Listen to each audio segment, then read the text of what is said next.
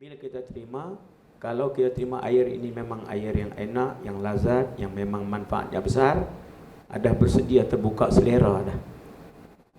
Begitulah penerimaan kita pada rukun iman yang 6, perbahasan 50 di bawah la ilaha illallah, perbahasan 18 di bawah Muhammad Rasulullah itu. Yang kita terima percaya serah pada penerangan zat, sifat, asma, af'al 50, zat, sifat, asma, af'al 18. Penghujung perbahasan zat, sifat, asma, af'al pada 50 la ilaha illallah itu, penghujungnya af'al. Apa af'al? Apa yang dia buat? Apa yang dia buat? Penghujung perbuatan Tuhan itu perbuatan yang memberi. Begitu juga 18 bahasanya zat, sifat, asma, af'al. Apakah penghujung 18 itu? Apakah natijahnya? Natijahnya kesedaran penerimaan. Jadi penghujung perbahasan 50 ialah pemberian. Penghujung perbahasan 18 kesedaran penerimaan. Jadi memberi, yang menerima. Kita ini tempat menerima. Dia itu tempat yang memberi apa yang kita terima. Jadi kalau kita ini tempat penerimaan, dia itu tempat memberi, dan kenyataan kalau kita yakin, kita terima, percaya seluruh kenyataan kita menerima setiap saat ketika menerima, maka kenyataan bagi menerima itu tentulah timbul kebesaran hati. Timbul dalam hati itu kita nak meluahkan balik atas apa yang kita terima itu. Jadi nak luah balik itulah masuk pada zon ibadat ini. Orang yang sedar itu, maka ibadat ini ada kaitan dengan kesyukuran. Ibadat ini ada kaitan dengan apa yang keadaannya itu sentiasa menerima. Menerima itu kalau dia sedar, kesedaran penerimaan itu. Ya, sedar menerima ini maknanya kesedaran penerimaan. Satu, pada tahap ilmu kita tahu kita penghujungnya menerima. Kita tahu penghujung dia Tuhan itu memberi.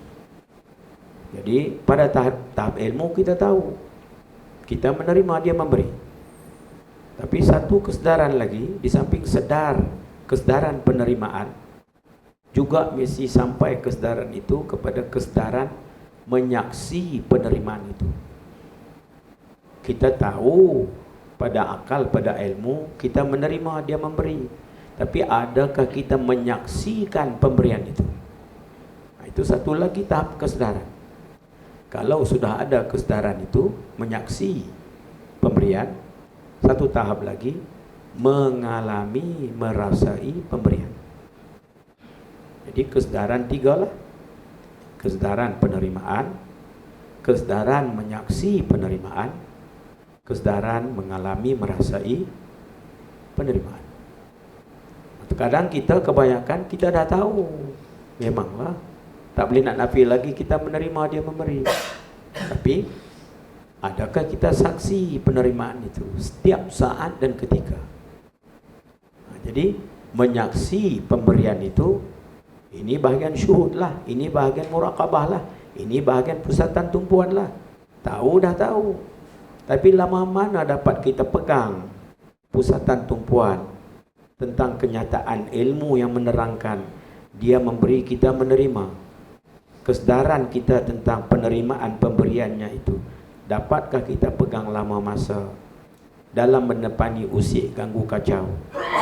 Dapatkah kita mendepani usik ganggu kacau itu, pengetahuan kita tentang keadaan sentiasa menerima itu, dapat kita pegang dia, sehingga pegangan kita kepada penerimaan itu dengan usik ganggu kacau yang kita hadapi ini membawa kepada bersatu teguh penerimaan kita itu, kesatuan kita, tumpuan kita dengan dia bertambah kukuh. ataupun usik ganggu kacau yang kita nampak lahiriah ini banyak, ataupun gelombang-gelombang pemikiran, ya, gelombang-gelombang perasaan, gelombang-gelombang luaran yang datang, pergi datang. Apakah usik ganggu kacau semua ini membawa kepada bercerai roboh apa yang kita tahu, apa yang kita terima percaya serah, pegangan kita, pusatan tumpuan kita, dan perkataan dan perbuatan kita. Kalau sudah kita yakin, kita sedar kenyataan ada kita ini, ada kepujian. Kalau ada kepujian, maka teras bagi kepujian itu ingat pada yang memberi, yang membuat kepujian itu. Ingat pada zat, ingat pada yang maha ada, yang lebih ada daripada segala yang ada, yang mengadakan segala-gala itu, diri dia itu, zat dia. Jadi zat ini bukan tempat fikir, zat ini tempat zikir. Adapun tempat fikir ialah sifatnya dan af'alnya. Lagi kita fikir sifatnya, af'alnya, lagi dia pasti mengukuhkan zatnya. Jadi kalau kita ini insan yang fikir dan insan yang zikir, sepatutnya kalau fikir kita itu selaras dengan pegangan kepercayaan, selaras dengan kenyataan yang ada, sebenar-benar ada ini, pastilah lagi kita fikir, lagi mengukuhkan zikir. Zikir pada zat yang wajib al-wujud. Tapi kalau tak jadi itu, mana terlepaslah itu. Tahu dah tahu. Tapi tahu kita itu, kita masih terpesong daripada lane pengetahuan tadi. Kita keluar lane pengetahuan. Kita ada dalam lane itu. Tak boleh duduk lama dalam lane itu. Sebab lane yang kita buat sendiri, lane kelalaian ini, lane kebiasaan kita harian, yang kita fikir, rasa-rasa fikir, yang tidak selaras selari dengan lane ilmu, lane kebiasaan kita. Kita lebih selesa dengan lalai, berlepas diri. Sebab itu lepas sembahyang kebanyakan kita lebih senang, rasa rehat, tersandar, nak banding dengan waktu kita berdiri sembahyang tu. Ada juga sikit sebanyak berat itu. Sepatutnya waktu sembahyang itulah waktu kita puji dan memuji, waktu kita tempat kita nak meluahkan. Patutnya waktu itu dia kukuh mengukuh lagi. Pusatan tumpuan kita, pikiran kita bertambah segar, pusatan tumpuan kita bertambah kukuh. Sebab lagi kita mengalun, meluahkan perkataan perbuatan itu terus ada hubung rapat dengan pusatan tumpuan. Pusatan tumpuan itu terus ada hubung rapat dengan pegangan kepercayaan. Jadi ini satu amalan yang mana dengan amal itu dia kukuh mengukuh, kuat menguat, menyatu padukan pegangan kepercayaan, pusatan tumpuan melalui perkataan dan perbuatan. Tapi kalau kita tidak jaga waktu sembahyang itu, perkataan ada, perbuatan ada, kan melayang, mudah melayang kan? Mudah itu. Mudah itu dengan sebab apa? Sebab waktu sebelum sembahyang itu kita dah mudahkan, kita telah pun bebaskan diri kita melayang. Tiba-tiba masuk dalam sembahyang nak pegang, payah sikit lah sebab gelombang tu dah kuat. Apa juga kalau kita biasakan diri kita dengan keadaan tertentu, dia ada gelombang, mauj. Gelombang itu menjadi kuat. Jadi bila kita masuk, kita nak pegang ketika itu, kalau dah banyak masa daripada berpagi sampai ke petang ke malam, kita dah biasakan melepaskan diri kita dengan keadaan fikir yang tidak sampai pada zikrullah, bahkan fikir yang sampai kepada zikrul makhluk, zikrul nafs, zikrul mal, zikrul insan, zikrul masiwallah. Kita dah biasakan dengan fikir yang sampai pada ingat lain daripada Allah, maka gelombang itu yang kuat. Bila gelombang itu kuat, itu yang bila kita nak masuk tak boleh pegang lama. Kita tumpu, kalau kita cuba tak sedar ini terlepas sana. Ini latihan lah. Semayang ni satu sudut, dia melatih, dia nak masuk balik pada lane yang kuat itu. Bagi orang dah dapat lane, dia satu peringkat lagi pula. Dia masuk sembahyang itu bukan nak latih lagi, dia sudah mi'raj dah. Kita bagi orang yang jauh, sembahyang itu jadi sebab untuk didik bentuk, corak bendung, hala tuju, fikir rasa buatnya kepada arah yang tepat sasaran. Sebab bila dia sembahyang, dia disempitkan gerakan tertentu, dia disempitkan perkataan tertentu. Maka dengan sempitan itulah menyebab dia dapat tumpu. Sebab bacaannya tak ada bacaan ghaflah. Cuma tinggal lagi dalaman itu. Kalau dia regukan apa yang dia buat di luar, dia ingat aku, ingatannya hudur qalbi tadi. Ingat aku sedang sembahyang. Tetap dia. Agak pikiran dia melayang ke mana itu? Adakah ke mana itu boleh terlepas daripada genggaman qabdah Allah? Tak boleh lepas, ingat Allah lagi. Jadi kita bendung tumpuan pikiran kita itu di mana saja dia pergi, kita buka spotlight zikir. Jangan kita beri makna-makna yang lain daripada zikir. Kalau kita beri dengan makna-makna yang lain daripada zikir, maka susahlah. Maka kita jadi lalai lah. Sebab manusia itu akan mengalami, merasai setimpal, selaras dengan apa makna yang dia bagi. Sebab insan manusia itu keseluruhannya makna. Apa makna dia? Makna ini datang daripada huruf kalimat ayat. Sebab itu turunnya Al-Quran itu turun huruf kalimat ayat. Turun ayat lah. Ayat ini gabungan daripada kalimat. Kalimat gabungan daripada huruf. Bila digabungkan huruf jadi kalimat. Kalimat itu bila digabung jadi ayat. Yang turun itu ayatullah. Dengan ayat itu kita faham makna. Makna itu pahamannya sama ada pahaman yang membawakan pusatan tumpuan pada yang sebenar-benar ada, ataupun pahamannya ada persengkaan yang lain, ada sesuatu beserta yang ada sebenar-benar ada itu. Macam ada bayang pokok dengan pokok, menyebabkan pendayung perahu itu berhenti mendayung perahu. Tanya, kenapa engkau tak dayung? Pokok besar. Agaknya bayang pokok itu, tapi persengkaan tengok bayang itu disengkanya pokok, sebenar-benar pokok, maka dia pun tak dayung dah. Begitulah kita menyaksikan segala yang ada ini, kita ingat inilah dia. Maka kalau inilah dia, maka yang sebenar-benar dia itu dah tak boleh ada lagi lah pada pikiran kita, pada ingatan kita. Dia tetap ada, tapi pada pikiran kita itu jadi ghaflah. Jadi jadilah kita itu orang yang beramal zikir ma'a ghaflah, bukan zikir ma'a yaqazah.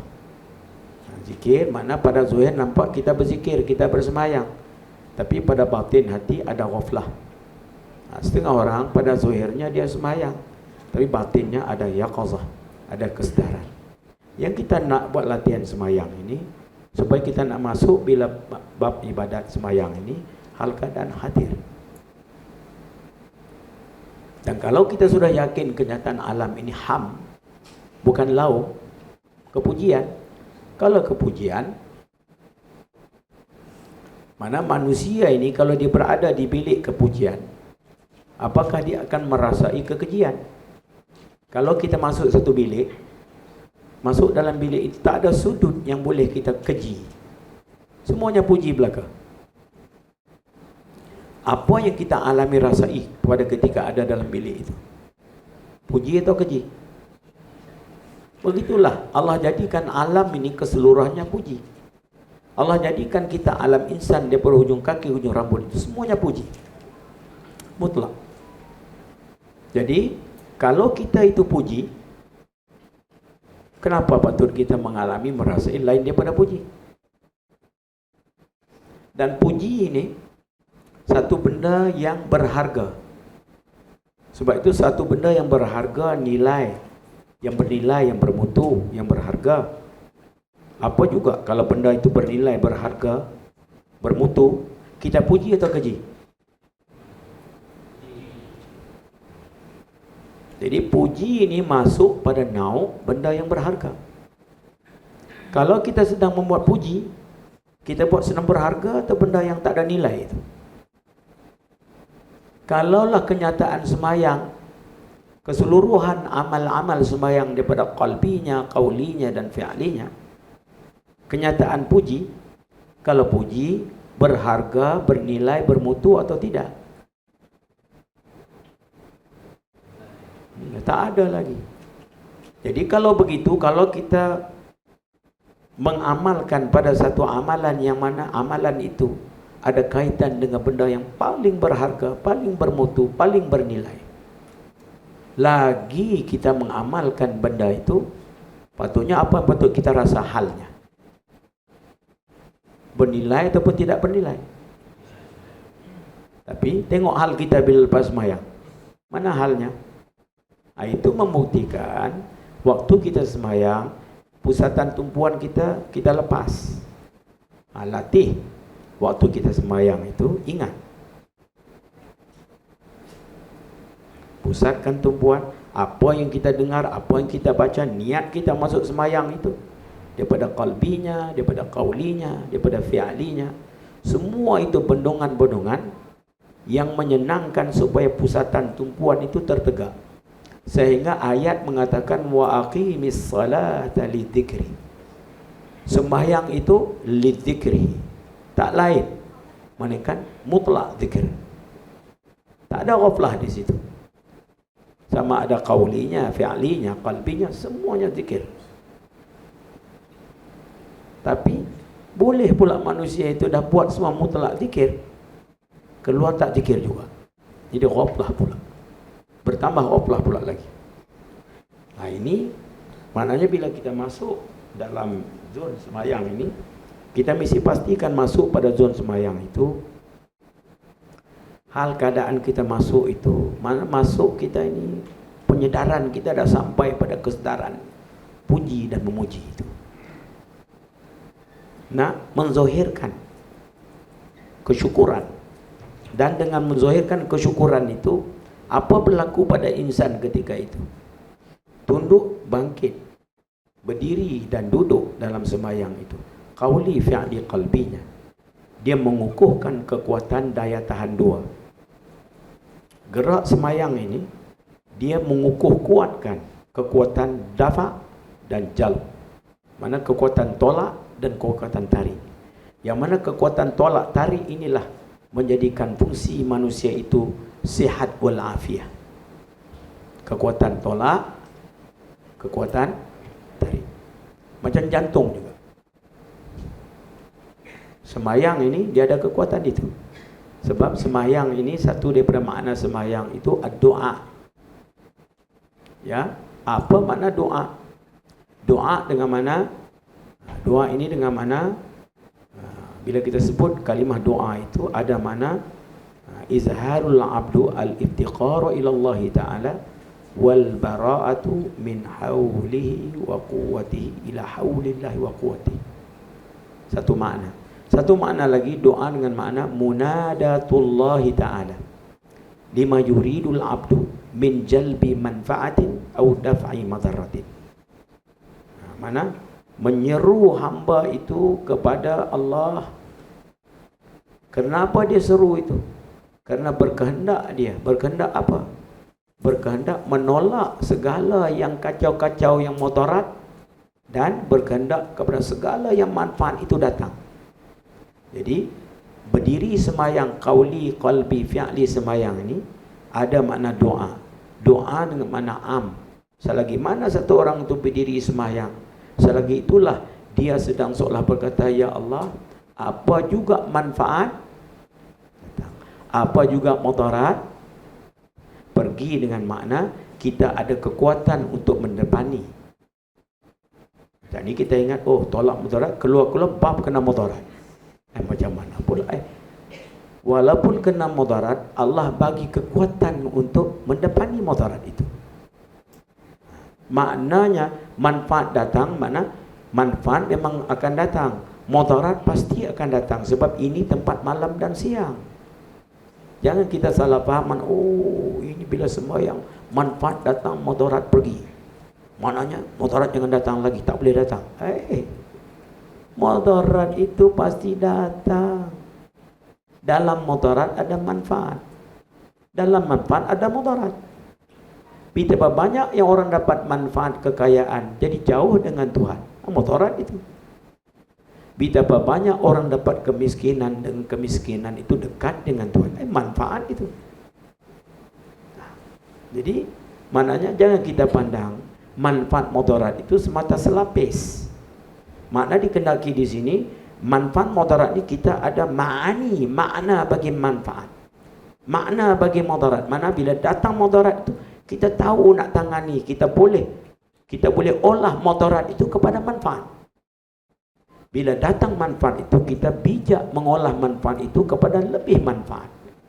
Jadi orang itu macam laksana orang yang belajar ilmu seni bertahan diri. Bila datang buah bagaimanapun, dia boleh pusing, nanti dia boleh berkemampuan. Begitu juga orang yang pandai mahir masak. Engkau taruh saja di dapur itu, apa saja rengkah-rengkah di bawah, sedap. Kita ingat nak pergi pasar, nak beli barang-barang, nak masak. Dia tengok, cukup. Kalau kita benda yang ada itu saja, pakai tak makan lah. Tapi dia tengok, boleh? Apa yang boleh? Dia dah tahu dah. Sikit-sikit dia sentuh, dia pandai mengolah. Itu. Sebab dalam kehidupan ini mesti ada susah senang, sakit sehat, suka duka, puji keji, sokong bangkang, dapat tak dapat, manis pahit, itu tetap qat'i. Jangan cuba lari pada itu. Yang kita naknya, kita jadi orang mendepani itu, kita bertambah matang dengan Tuhan. Kalau dengan kepahitan itu bertambah matang diriku denganmu ya Allah, naam. Kalau dengan kemanisan itu aku bertambah jauh dengan engkau ya Allah, la. Yang kita nak qarib. Iqra bismi rabb alladhi khalaq wasjud waqtarib. Bukan wasjud wabta'id. La. Iqra wasjud waqtarib. Akhir bagi iqra itu sujud. Sujud dengan mana? Qarib. Sujud dengan mana? Qarib. Apa mana sujud dengan mana qarib? Sebab bila kita kata sujud, sebab itu kita baca dalam doa sujud itu, Allahumma laka sajadatu. Wahai Tuhanku, bagimu aku sujud. Laka sajadatu. Wa bika amantu. Dan dengan dikau aku percaya. Wa laka aslamtu. Dan bagimu aku serahkan diri. Jadi sujud, percaya, serah. Sujud ini bahagian kita buat. Ini bahagian i'tiqad, kepercayaan. Serah ini bahagian penyerahan. Ini bahagian tumpuan. Jadi amal manusia ini menggabungkan di antara dua, buat dan serah. Serah dan buat. Kalau buat saja tidak ada serah, itu Mu'tazilah Jabariyah. Kalau serah saja tidak ada buat, itu dipanggil Jabariyah. I'tiqad Ahlus Sunnah wal Jamaah, gabungan di antara dua, buat dan serah. Sebab itu waktu sujud, Allahumma laka sajadatu, bagimulah sajad aku sujud. Wabika amantu, dengan engkau, ya. Jadi bagimu aku sujud. Sujud itu bagi dekat Tuhan, jangan bagi dekat lain. Itu laka, Allahumma laka, itu dalam bahasa Melayu kita terjemah bagi. Bagi. Sujud engkau tu bagi kat dia saja, jangan bagi kat orang lain. Bagimu aku sujud. Ya. Kalau iman, wabi, itu laka, ini bi pula. Wabika amantu. Kalau iman pula, dan dengan ni isyarat. Dengan ni isyarat qarib kalau bahasa Melayu. Hang pergi dengan siapa ini? Kita pergi dua dengan kau. Dengan itu mana? Bi ini dengan, qarib mana? Iman wabi. Dengan engkau aku percaya. Walaka, dan bagimu aku serah. Jadi buat dan serah. Yang boleh nak menggabungkan buat dan serah ialah yang tengah itu, kepercayaan i'tiqad Ahlussunnah wal Jamaah. Bukan i'tiqad Jabariyah, bukan i'tiqad Qadariyah Mu'tazilah. I'tiqad Qadariyah Mu'tazilah dan Jabariyah tidak akan menyampaikan manusia kepada pintu gerbang kesampaian kesedaran amal antara buat dan serah. Bahkan sama ada buat semata-mata ataupun serah semata-mata. Kita Ahlussunnah wal Jamaah gabungan di antara dua, buat dan serah. Kita semayang ada bahagian kita buat, tapi dalam buat itu ada serah. Kenapa serah? Yang berdiri itu aku, yang bercakap itu aku, yang berkata-kata puji dan memuji itu kata-kata pilih daripada aku. Ini ikhtiar juz'iyah yang tidak memberi bekas daripada diriku. Akan tetapi yang menjadikan semua itu tak kala aku pilih nak buat itu, Allahu Jalla Jalaluhu. Inilah gabungan di antara dua, gabungan di antara mata basar dan mata basirah terbuka. Pegang kita di situ, pusatan tumpuan jangan lari. Tak kala kita beramal, kita ikatkan tuan imam, ikatkan tumpuan dengan tetap di situ. Ini latihan. Bagi orang yang peringkat awal nak latih pusatan tumpuan, dia kena pegang dulu lah. Macam kita bawa lesen L kereta itu tuan imam. Boleh orang baru belajar lesen L kereta pergi buat lepas tangan, masuk longkang lah tuan imam. Ya, dia kena keluar kereta, sakit urat tengkuk, keras. Lesen L, tengok motor jauh, motor jauh Yaman sana. Ya, nak pergi kiri, nak pergi kanan, dah tahu dia pergi belah mana lagi.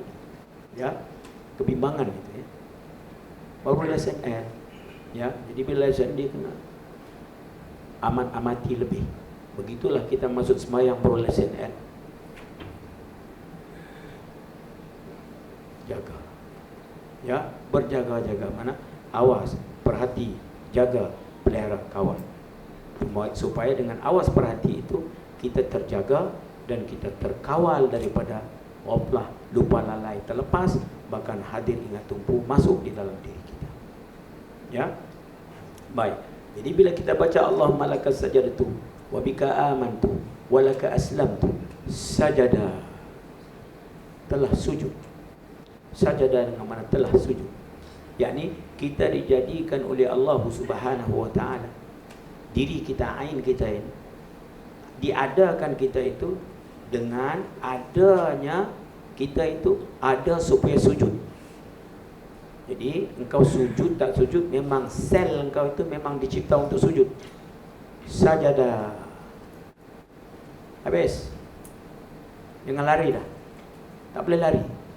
Kenyataan engkau itu sujud. Sehingga anak kecil sebelum keluar perut ibu pun keadaannya sujud. Itu Nabi keluar pun bersujud. Sebab kenyataan kita ini memang sujud. Ya, jadi kamu nak lari daripada kenyataan kamu itu, lari ke mana? Tak boleh lari.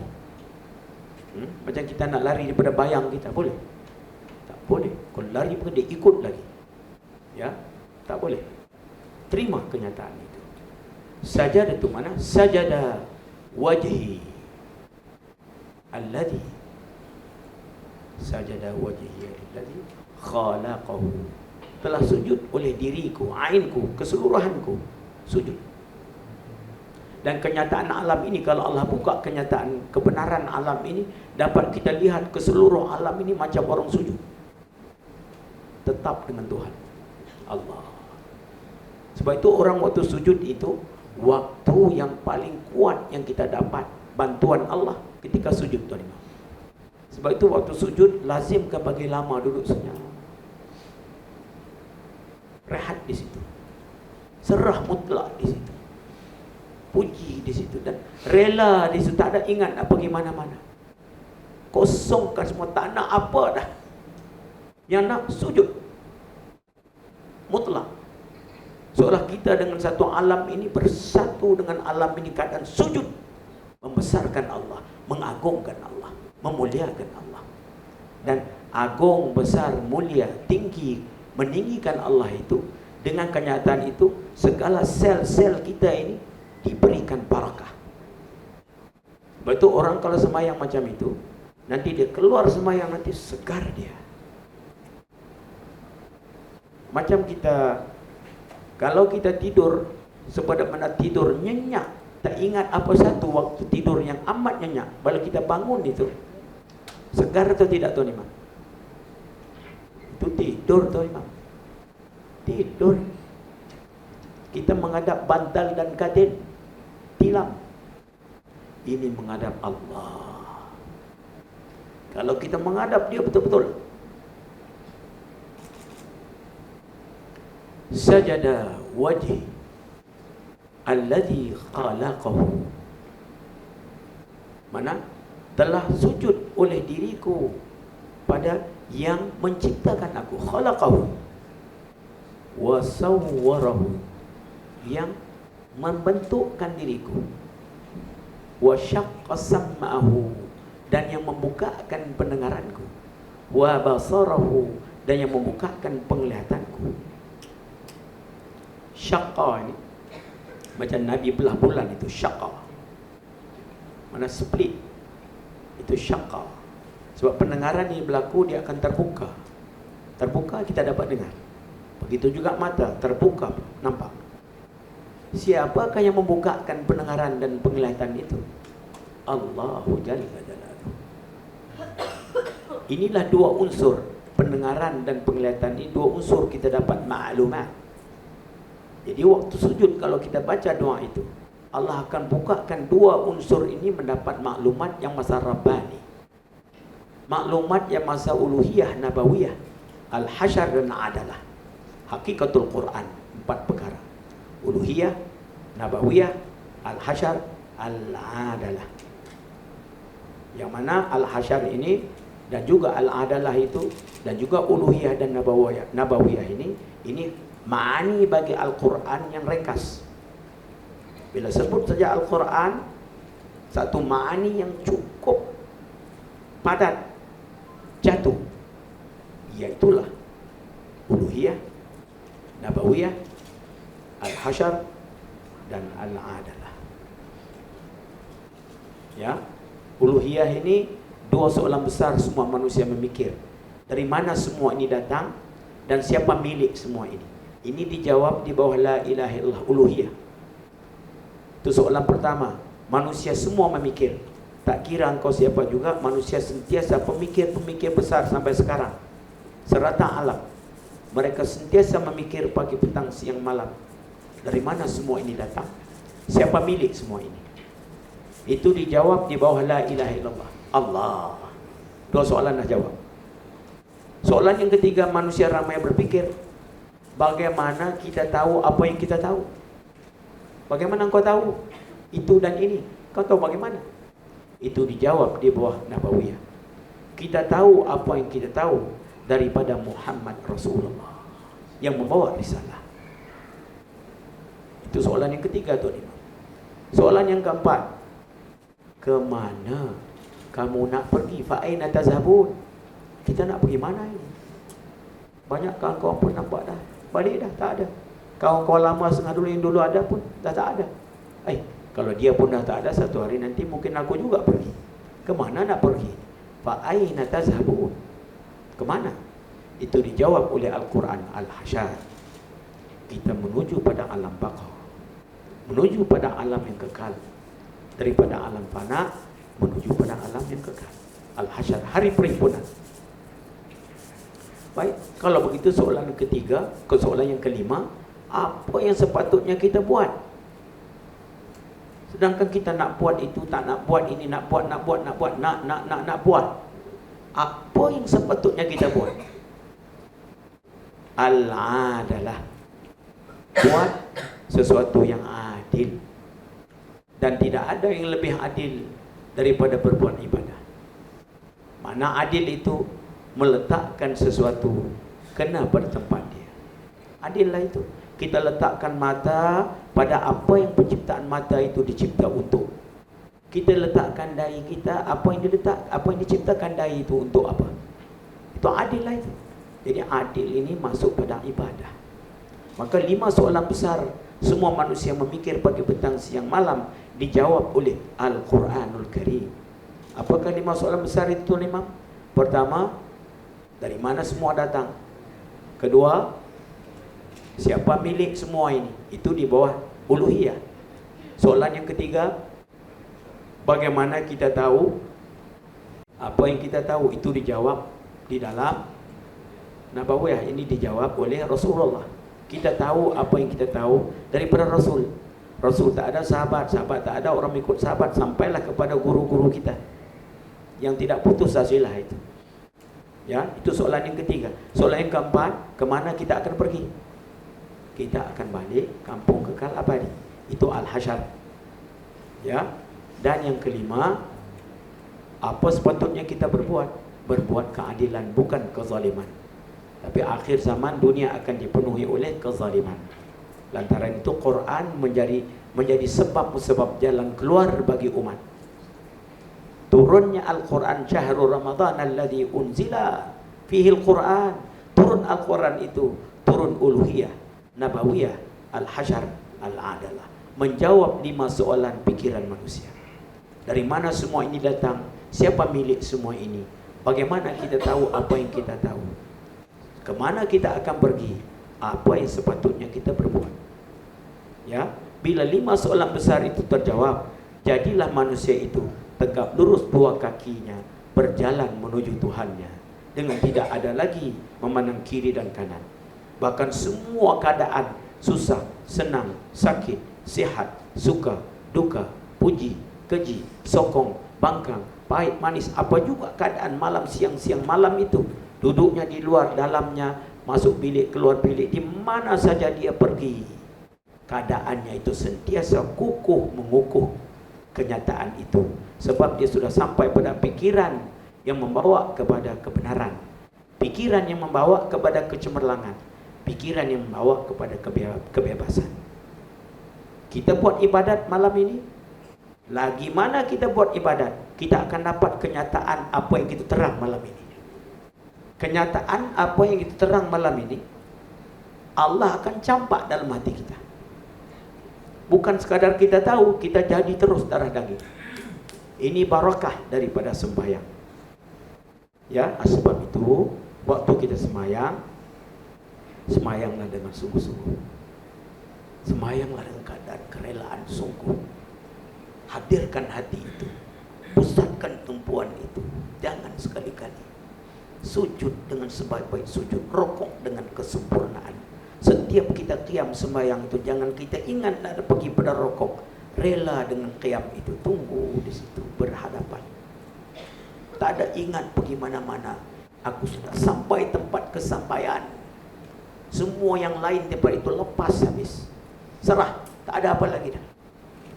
Dan pastikan otot-otot kita rehat. Pastikan tapak kaki jatuh, mana terpasak di dalam itu. Mana rehat. Kalau kita duduk nak tengok jam nak habis tu, itu jadi tegang. Muscle naik terkejut itu, mengantuklah kau nanti. Sebab kau tak ada situ dah, kau dah fikir nak balik dah. Kena jaga itu. Khatir-khatir itu akan masuk. Bila agak masuk, cepat tarik nafas, jaga. Tenang balik. Ingatkan diri balik. Aku tak ada pergi mana. Ini tempat aku. Wa ma khalaqtul jinna wal ins illa liya'budun. Tidaklah aku diadakan tempat ada ini, melainkan tujuan diadakan aku waktu ada ini untuk ini. Tak ada lain lagi. Inilah dia. Aku sudah sampai di tempat kesampaian. Tak ada lagi tempat yang lain. Rela. Allahu Akbar. Rehat di situ. Ya, baca dengan bacaan, puji dan puji dengan seronok suka, senyum kasih, gembira bahagia. Ambil masa kita untuk memuji Allah. Sebab lagi kita puji, lagi kita tahmid, lagi kita tahlil, lagi kita takbir, lagi kita tasbih, manfaatnya ialah untuk kita. Kita yang bertambah kuat, kita yang bertambah sihat. Kekuatan tolak tarik itu akan mula masuk dalam jantung sel-sel itu. Tenaga dalam itu akan mulai hidup. Macam bateri itu, di charge. Tapi kalau kita tak ada situ, Kita dah ingat lambat. Itu sudah di tension. Mana bateri tak boleh charge. Macam kita masukkan plug antara masuk tak masuk. Ya, masuk dah plug tapi antara nak tak nak, jadi bateri mengkelak-kelak. Dia macam mana nak charge ke tak charge ni. Ya, kalau kita masuk terus. Ya, mudah-mudahan dengan penerangan kita malam ini bertambah sedikit pengetahuan kita tentang ubudiyah kepada Allah, untuk kita buat persiapan mendapati setiap saat demi saat yang sentiasa Allah pamerkan benda yang baru, benda yang segar, bukan benda yang lapuk. Lapuk ini pandangan kita selaput yang tidak ada pandangan syuhud, tidak ada pandangan dengan pandangan ilmu yang manfaat, ilmu yang kebenaran. Kita pandang dengan selaput kejahilan. Orang pandang dengan kebenaran nur ilmu, dia pandang semua huduthul alami bi asrihi, baru alam ini sekaliannya. Sentiasa Allah mempamerkan kenyataannya yang baru segar. Maka kalau semua yang baru segar, kita pun segar juga. Tapi kalau kita ingat hari ini dengan hari kemarin sama saja dengan kemarin juga, jenuhlah. Itu khatir-khatir macam itu nak kita tangkis, jangan kita ikut. Kalau kita tak jaga, hanyut kita. Ya, jelas semuanya. Siapa yang tak jelas, ada soalan nak tanya?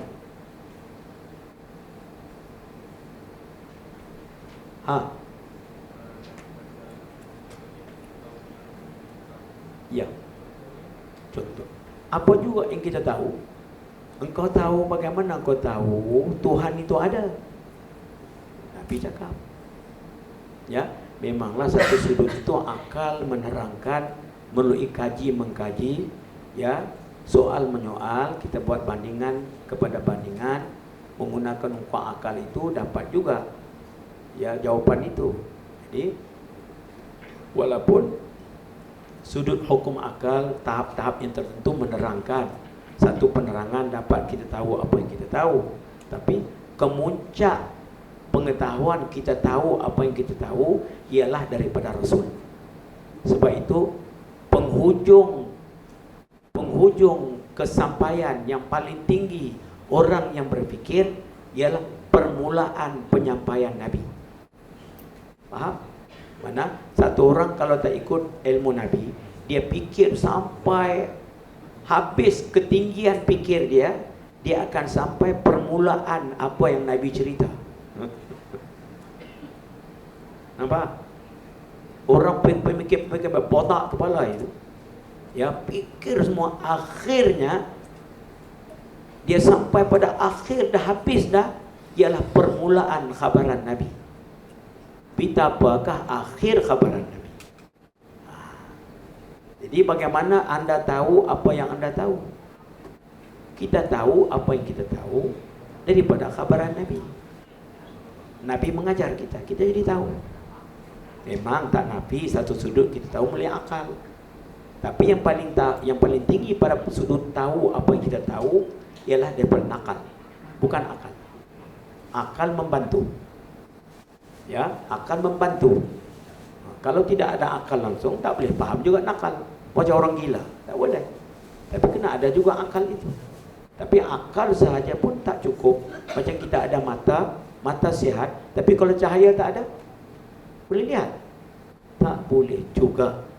Begitu. Ada akal saja, nakal tak ada, meraba-raba. Bolehlah kita buat begitu sekejap, macam-macam. Tak tahulah hanyut di mana. Satu sudut nampak betul, sudut yang lain tak betul pula.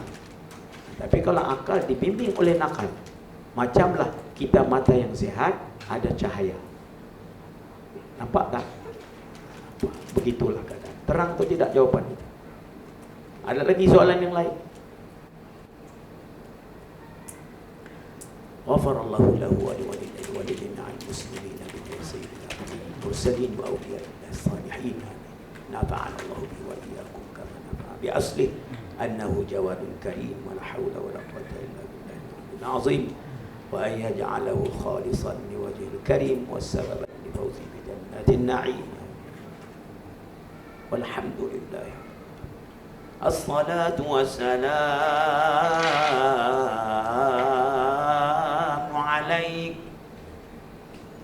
عليك يا سيدي يا رسول الله، وعلى آلك وأصحابك يا سيدي يا حبيب الله. الصلاة والسلام عليك يا سيدي يا رسول الله، وعلى آلك وأصحابك يا سيدي يا نبي الله. الصلاة والسلام عليك يا سيدي يا رسول الله، وعلى آلك وأصحابك يا سيدي يا أمين وحي الله. الصلاة والسلام عليك يا سيدي يا رسول الله، وعلى آلك وأصحابك يا سيد الشاكرين والحامدين، ويا من الذي تنحل به العقد وتنفرج به الكرب وتقضى به الحوائج وتنال به الرغائب وحسن الخواتم ويستسقى الغمام بوجهه الكريم، وعلى آله وصحبه في كل لمحة ونفس بعدد كل معلوم لك،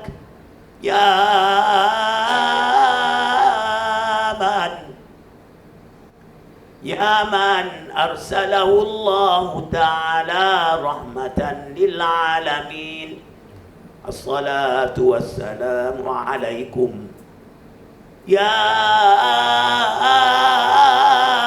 أنبياء الله أجمعين، والحمد لله رب العالمين.